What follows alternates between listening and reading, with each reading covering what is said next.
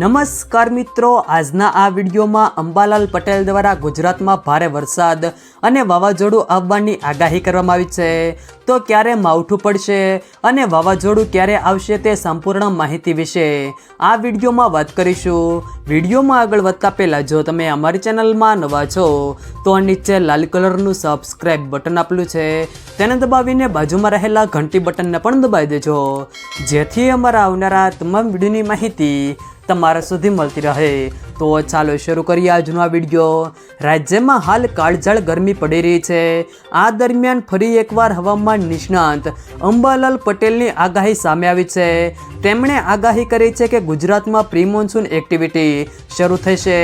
ઉત્તર ગુજરાતમાં ગાજવીજ સાથે ભારે પવન ફૂંકાશે અને આરબ દેશમાંથી વંટોળ આવી રહ્યું છે, જેને લઈને પાકિસ્તાન, કચ્છ, સૌરાષ્ટ્ર અને ગુજરાતના ભાગોમાં વંટોળની આગાહી કરવામાં આવી છે.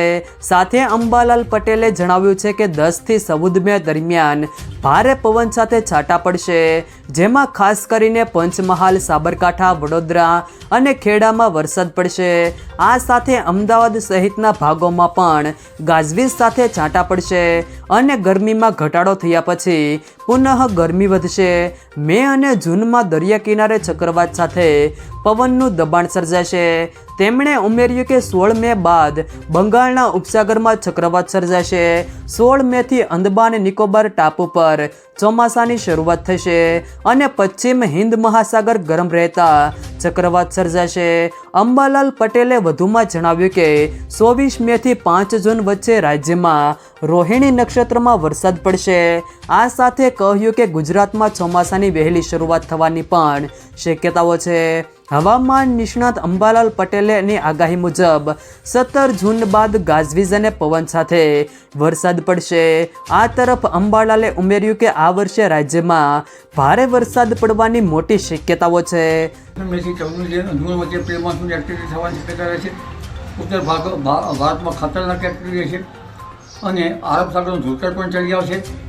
પરંતુ આ જે ગતિવિધિ જે છે એ ગતિવિધિના કારણે પંચમહાલના ભાગો, ઉત્તર ગુજરાતના કેટલા ભાગો, મધ્ય ગુજરાતના કેટલા ભાગોમાં આંધી વંટોળ સાથે છાંટા પડવાની શક્યતા રહે છે.